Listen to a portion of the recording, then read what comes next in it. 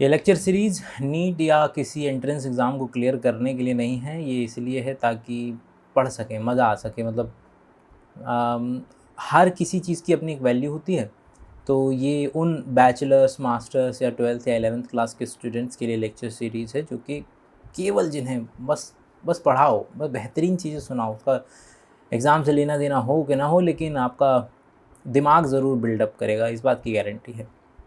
अ जो हमें आज जो चैप्टर है उसका जो लेना देना है वो 5 किंगडम क्लासिफिकेशन से है, या 6 किंगडम क्लासिफिकेशन से, या 3 डोमेन सिस्टम।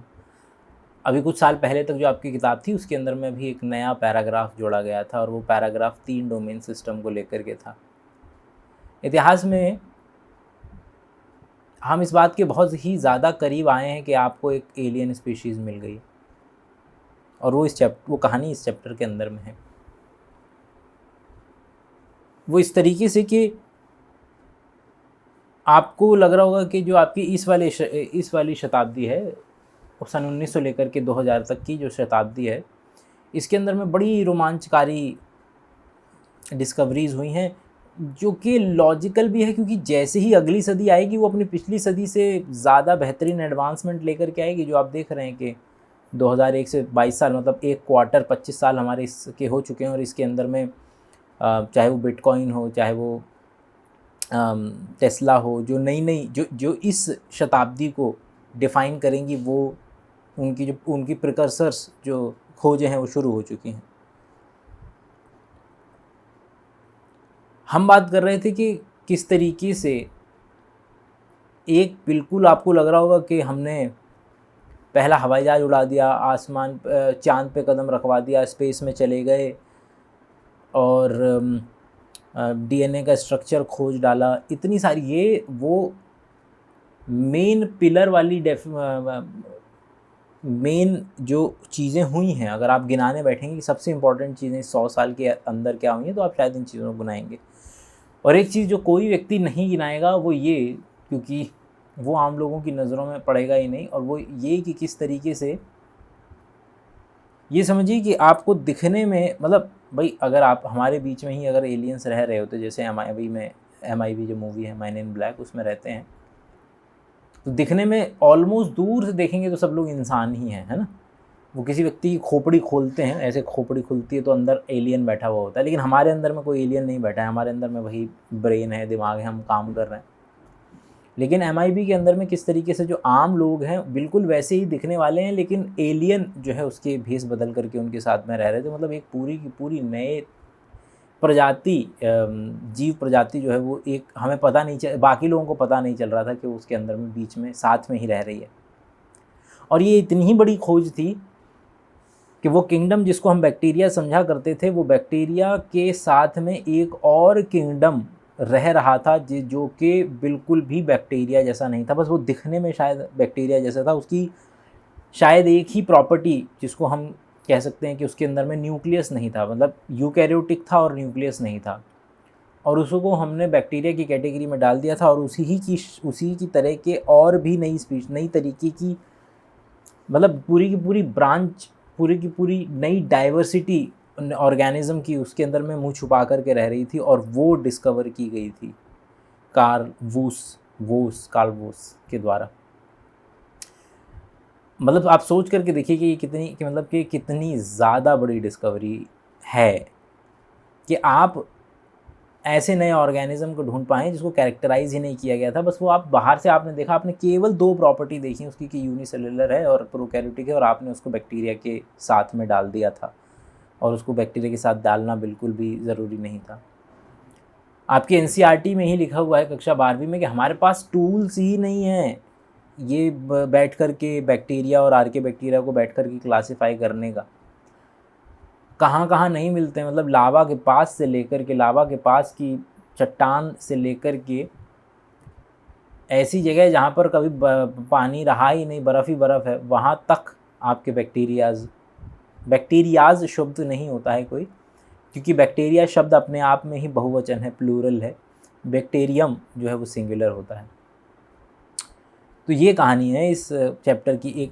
ये चैप्टर में जो हम जिक्र करेंगे, एक तो मेन इस बात का जिक्र किया जाएगा, और दूसरा जो मेन कहानी के दूसरी कहानी भी एलियन से रिलेटेड है कि हमें शायद कभी भी दूसरे ग्रह पर अपने जैसे इंटेलिजेंट लोग मिल नहीं पाएंगे, और अगर ऐसे चीज़ें एग्जिस्ट करती भी हैं तो शायद हमें पता नहीं चल पाएगी, और आप बस स्पेकुलेट कर सकते हैं कि हाँ होगा। एक जब ये समझिए कि इसको इस तरीके से समझिए, अगर मैं आपको एक कागज़ का टुकड़ा ला कर के दूँ और कागज़ के टुकड़े पर मतलब कि आप समझिए कि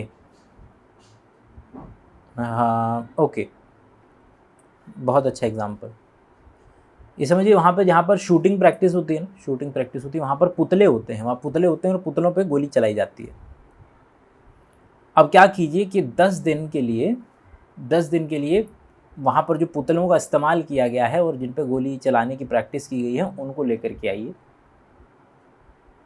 और हॉस्पिटल जाइए और उस वार्ड में जाइए जहाँ पर जवान लोग भर्ती हैं, जहाँ पर जिनके गोली नहीं लगी हुई है, जिनके गोली लगी थी, बेसिकली लड़ाई में लड़ते लड़ते जिन लोगों की गोली लगी थी वहाँ पे चले जाइए। तो हमारे पास 2 सिचुएशन है, एक हमारे पास कमरा है जहाँ पर वो सारे के सारे पुतले पड़े हुए हैं जिन पे शूटिंग प्रैक्टिस करी गई थी, और एक कमरा है हमारे पास जहाँ पर वो सारे के सारे जवान जो ज़िंदा जवान हैं जिनके ऊपर गोलियाँ चली थीं और वो बच गए हैं और वहाँ पर उस पर्टिकुलर कमरे के अंदर में बैठे हुए हैं। अब अगर आप क्या करेंगे, अगर आप देखेंगे कि आपको एक अंतर नज़र में आएगा, वो अंतर नज़र में क्या आएगा कि आप देखेंगे कि जो पुतले हैं उनके शरीर सर से लेकर के पाँव तक ऑलमोस्ट बराबर मात्रा में गोलियां लगी पड़ी हैं, कि लगभग 10-15 गोली यहाँ पे, 10-15 गोली यहाँ पे, 10-15 गोली यहाँ पे, 10-15 गोली यहाँ पे। एवरेज अगर आप निकालेंगे तो पूरे शरीर को अगर आप 4 भागों में विभाजित कर देंगे तो चारों भागों में लगभग बराबर गोलियां जो हैं लगी हुई होंगी। लेकिन जब आप कंपेयर करेंगे इसको उस कमरे के सोल्जर्स से, उस कमरे के सिपाहियों से, तो आपको पता चलेगा यार यहाँ पर तो थोड़ा अलग डेटा आ रहा है, यहाँ पर तो ज़्यादातर लोगों के हाथ और पाँव पे गोली लगी पड़ी है। और उसका रीज़न ये नहीं है दोस्त कि लोगों के सर पे गोली नहीं लगी या दिल पे गोली, छाती पे गोली नहीं लगी या पेट में गोली लगी। असल में जिन लोगों के सर, छाती, पेट और पे गोली लगी थी वो लोग ज़िंदा ही नहीं बचे, वो वापस ही नहीं आए।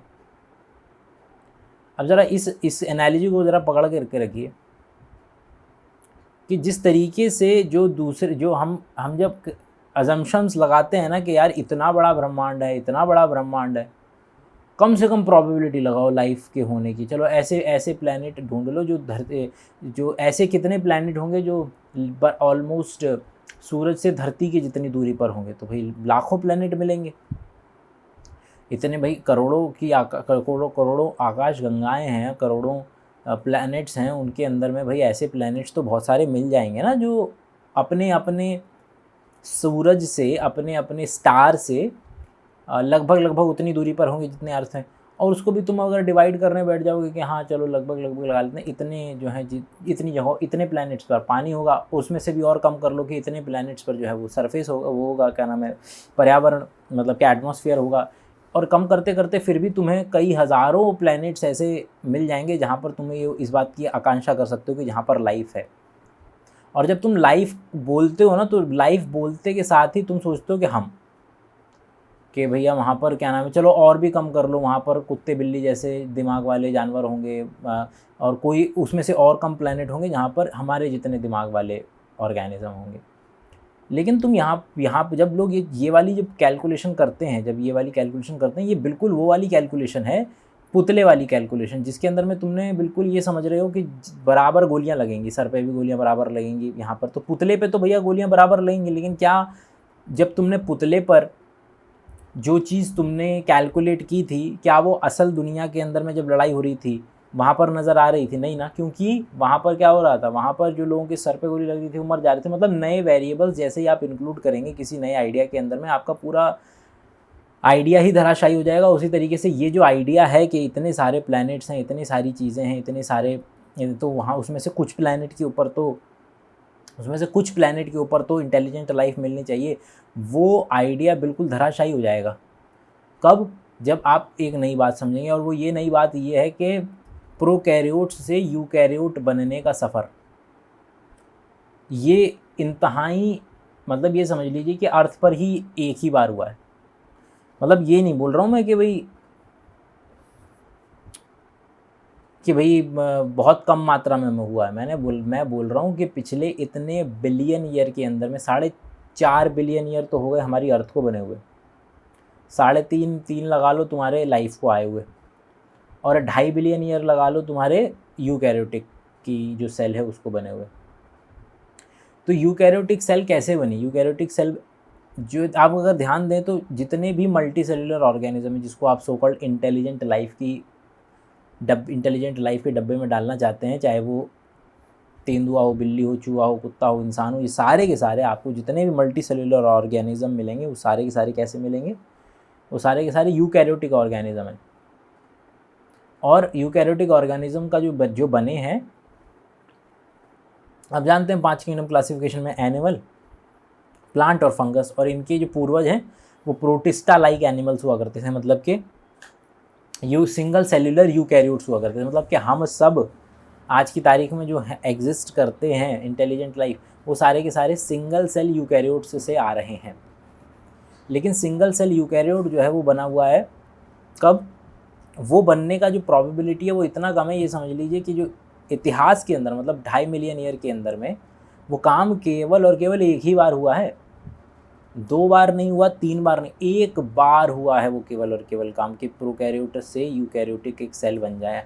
हम सभी लोग, ऐसा नहीं हुआ है कि इस धरती पर, ध्यान से सुनिए कितनी खतरनाक बात है, बिलियन ईयर्स के टाइम स्पैन में, 4.5 बिलियन ईयर के टाइम स्पैन में धरती के सरफेस एरिया और धरती की जो पानी और धरती का जितना भी सरफेस एरिया मिलेगा आपको, उसके अंदर में सोचिए कितना बड़ा आंकड़ा बोल रहा हूँ मैं। 4.5 बिलियन ईयर साल के अंदर में धरती के पूरे सरफेस पर ये काम केवल और केवल एक बार हुआ कि प्रोकैरियोटिक सेल से यूकैरियोटिक सेल बन जाए।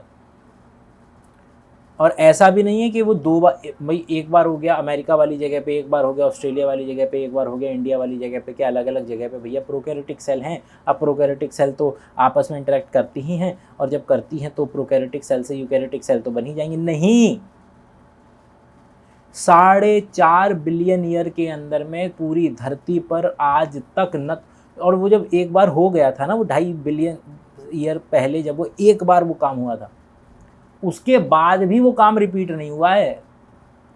और अगर प्रोकैरियोटिक से यूकैरियोटिक सेल नहीं बनी है तो कोई भी कुत्ता, बिल्ली, ऊदबिलाऊ, कोई भी ऐसा जानवर आपको प्रोकैरियोटिक सेल का नहीं मिलेगा।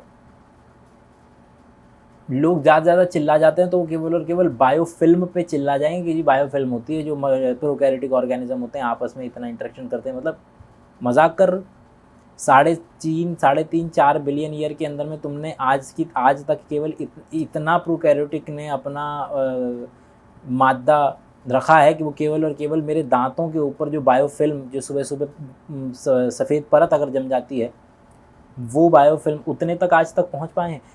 तो जो मल्टी सेल्युलैरिटी का जो आइडिया है, ध्यान से सुनिए, मल्टी सेल्युलैरिटी का जो आइडिया है वो यूकैरियोट्स से जुड़ा हुआ है। तो यूकैरियोटिक अगर कोई चीज़ नहीं है तो वो मल्टी सेल्युलैरिटी भी नहीं बन पा रही, और मल्टी सेल्युलर नहीं बन पाएगी तो न तो फंगस बनेगा, न प्लांट बनेगा, न एनिमल बनेगा।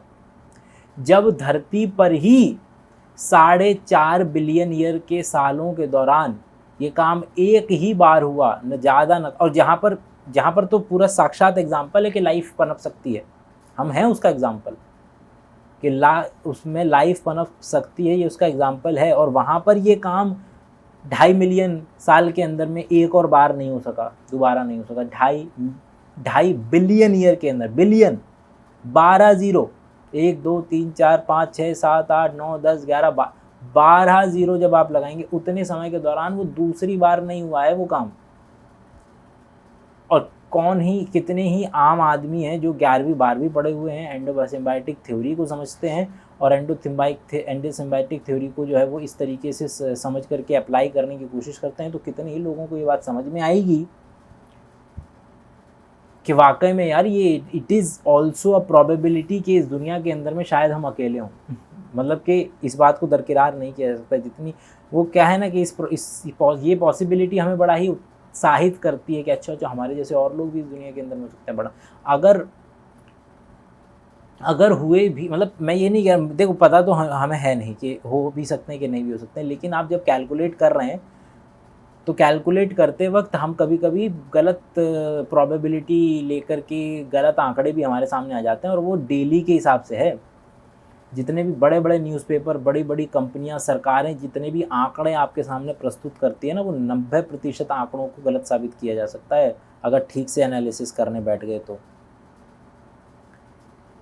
जैसा कि हम अभी डिस्कस कर रहे थे, उस दिन मैंने शॉर्ट्स बनाया था कि किस तरीके से जस्ट बिकॉज कि 5 लाख लड़कियां, 4 लाख लड़कों ने नीट निकाला, इसका मतलब ये नहीं है कि वो दोनों जो है लड़कियों ने ज़्यादा नीट निकाल दिया है। अरे जब बैठी ही लड़कियां ज़्यादा थीं, अगर तुम किसी को दोगे ही, भाई किसी को बोल दो कि तुम्हें सामने जो पुतला है उस पर पत्थर मारने हैं, और एक को दिए हैं तुमने 4 पत्थर और एक को दिए हैं तुमने 400 पत्थर। 400 पत्थर जिसके पास थे उसने 100 बार मार दिया, जिसके पास 4 पत्थर थे उसने 3 बार मार दिया।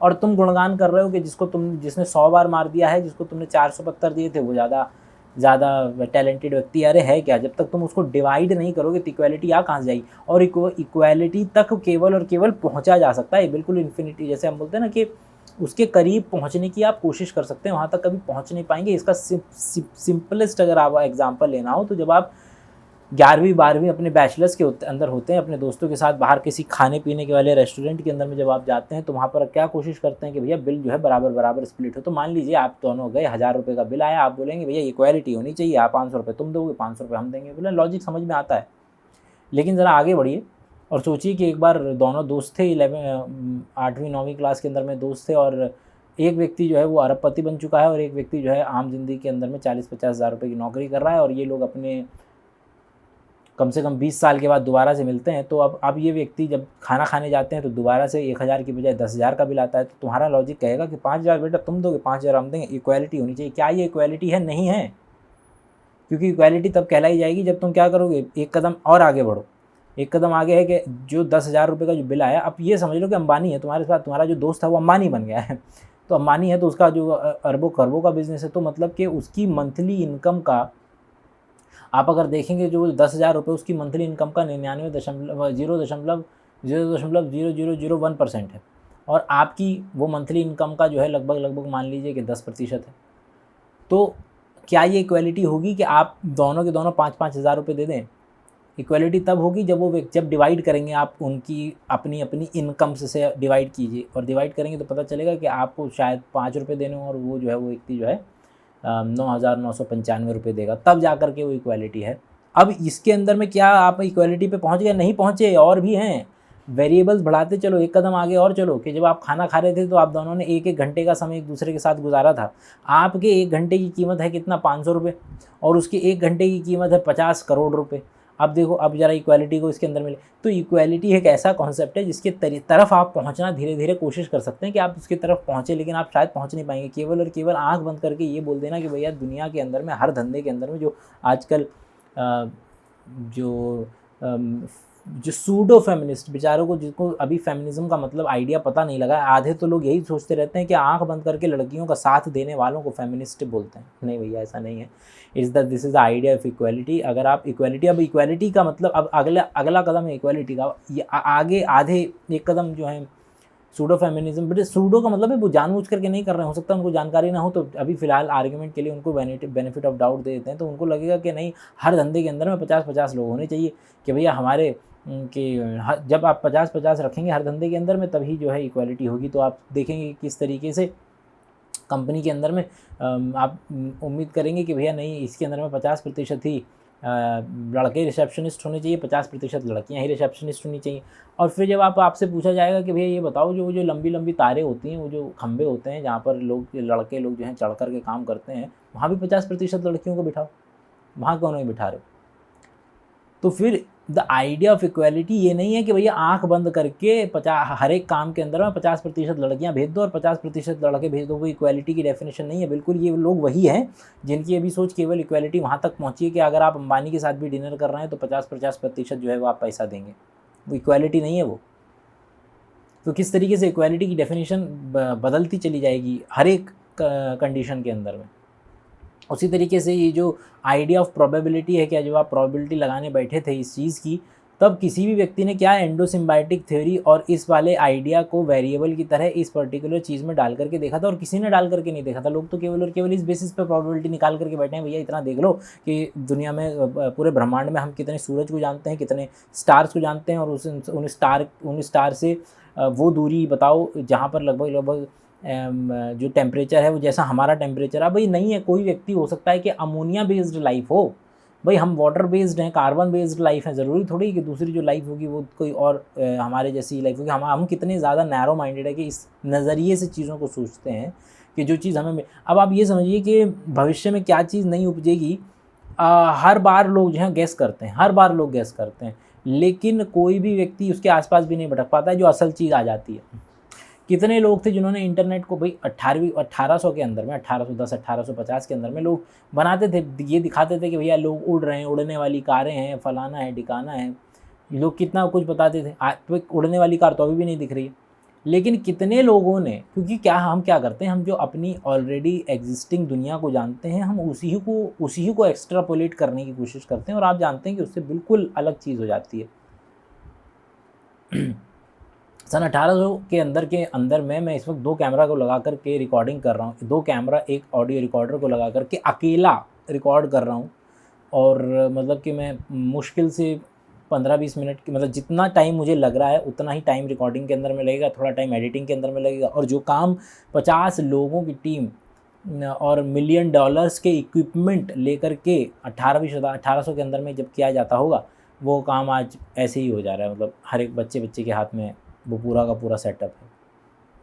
इंटरनेट कितने लोग हैं जिन्होंने इंटरनेट को प्रिडिक्ट किया था, नहीं कर पाए थे ना जो चीज़ होगी। कितने लोग हैं जिन्होंने बिटकॉइन जैसी चीज़ जो है वो एग्जिस्टेंस में आएगी, वो चीज़ प्रिडिक्ट की थी कि भैया इस तरीके से और कितने लोग हैं जिन्होंने आर्टिफिशियल इंटेलिजेंस को जो है वो प्रिडिक्ट किया था, जो जब आ गई थी तब उसके ऊपर कहानियाँ बनना शुरू हो गई थी। जब चीज़ वो एग्जिस्ट ही नहीं करती थी तब कितने लोगों ने प्रिडिक्ट किया था। तो हम ये जब भी हम कैलकुलेशन करके भविष्य को जानने की कोशिश करते हैं तो वो उसी वक्त के वेरिएबल्स को एक्स्ट्रापोलेट करने की कोशिश करते हैं। और वही हुआ कि जब जो आप दुनिया में सुनते रहते हैं, जितने भी वीडियोज़ आप देखते रहते हैं, उनमें से कितने लोग हैं जिनको ये, आपको क्या लगता है कि जितने लोग एलियंस के ऊपर वीडियोज़ बनाते हैं कि भैया फलां एलियंस होते हैं, ये ठिकाना एलियंस होते हैं, क्योंकि उनके दिमाग वो अपने अलावा किसी चीज़ को एलियन मानते ही नहीं। पहली बात तो ये, वो उनको लगता ही नहीं कि बैक्टीरिया भी एलियन हो सकता है, कि भाई दूसरे दुनिया के अंदर में अगर कोई चीज़ सबसे पहले एग्जिस्ट करेगी तो वो मेरे ख्याल से यूनिसेलुलर होगी।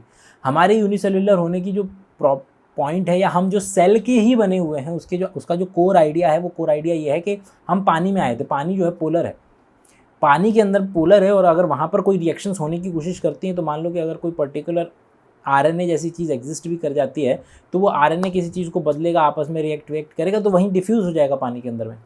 तो इसीलिए एक नॉन पोलर चीज़ का होना बड़ा ज़रूरी था, और वो नॉन पोलर जो चीज़ थी वो हमारी लिपिड की लेयर बनी, और उसके अंदर में जब रिएक्शंस होने लगी तो वो रिएक्शन अंदर की अंदर ही रहती थी।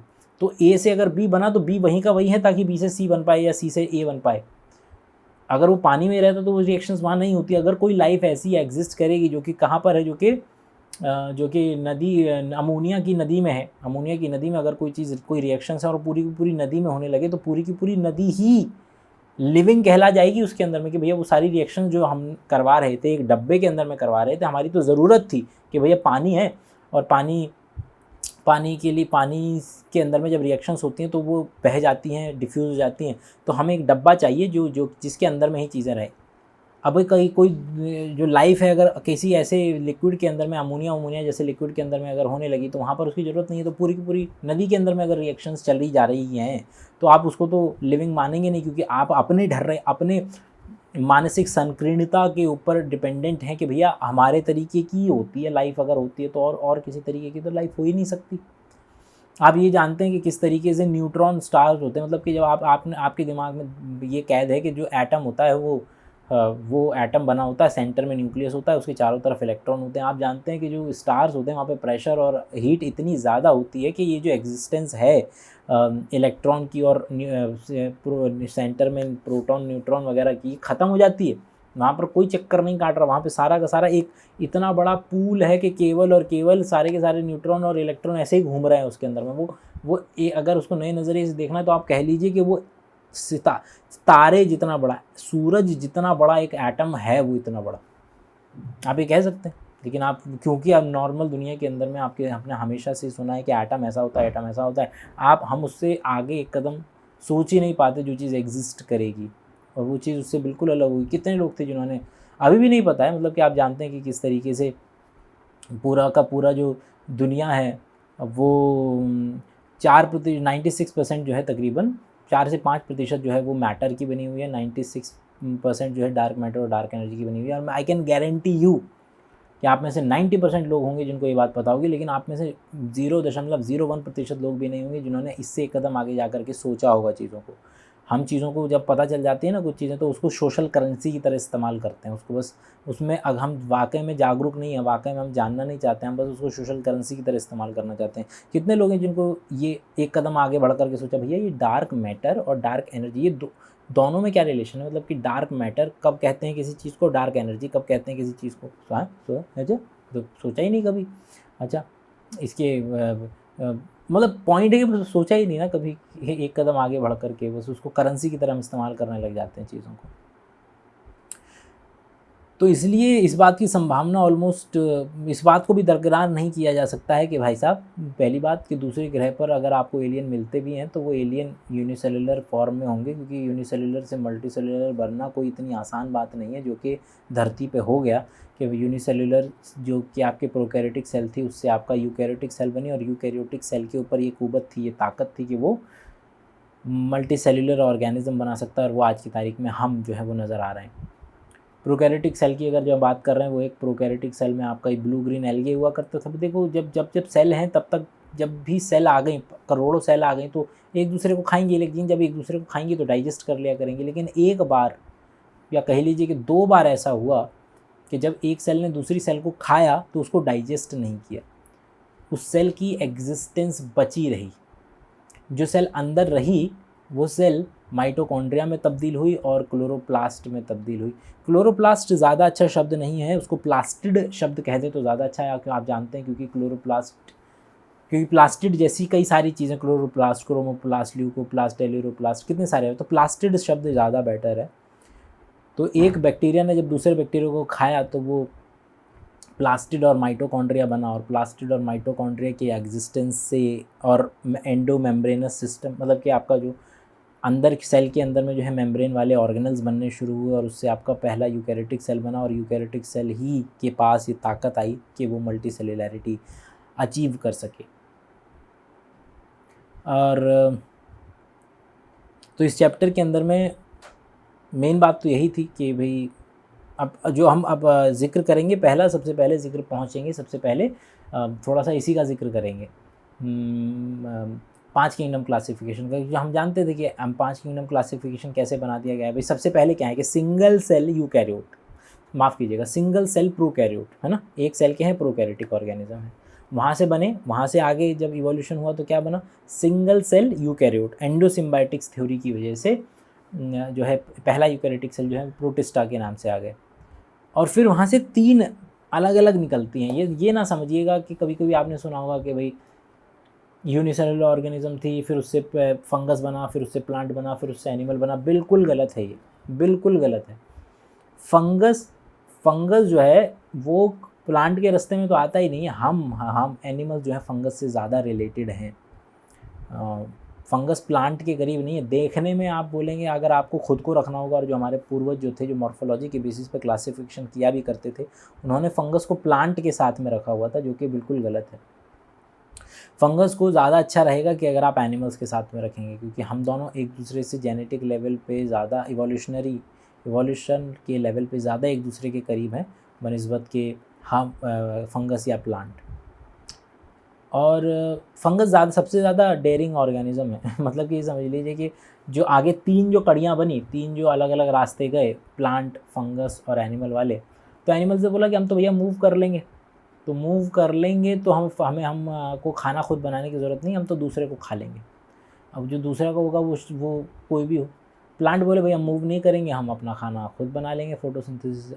फंगस बोले भैया हम जो हैं, हम ना तो मूव करेंगे और नहीं अपना खाना खुद बनाएंगे। बोले कि फिर कैसे खेलो। और देखना कि दुनिया में हमारी तादाद बहुत ज़्यादा होगी। तो आप जानते हैं कि वो बायोडाइवर्सिटी वाला जो ग्राफ है जो कक्षा 12वीं के अंदर में, उसके अंदर में फंगस का परसेंटेज अगर आपको याद हो कि नंबर ऑफ परसेंटेज कि type of number of species of fungus कितनी ज़्यादा हैं। तो यस, तो इसको आगे बढ़ाएंगे इसी वार्तालाप को। आई होप कि दिमाग के पट थोड़े से खुलने शुरू हुए होंगे। ठीक है, तो प्लीज़ अच्छा मेक श्योर भाई कि अगर आप यहाँ तक आए हैं, मेरे ख्याल से बहुत कम लोग होंगे जो यहाँ तक आए। हाय, तो अगर आप यहाँ तक आए हैं तो बोले कि लास्ट व्यूअर, लास्ट मतलब कि वो हाँ आखिरी व्यूअर, ऐसे लास्ट व्यूअर करके अपना क्वेश्चन लिखिएगा। तो अगर आप उन चुनिंदा लोगों में से हैं जो लास्ट व्यूअर करके क्वेश्चन को लिखेंगे तो मैं डिटेल्ड इज्जत से बैठ करके बहुत डिटेल आंसर दूंगा, क्योंकि अगर आप यहाँ तक पहुँचे तो बता रहा है कि हाँ पूरा सुना है बैठ करके। ठीक है, ख्याल रखिएगा अपना। Bye bye.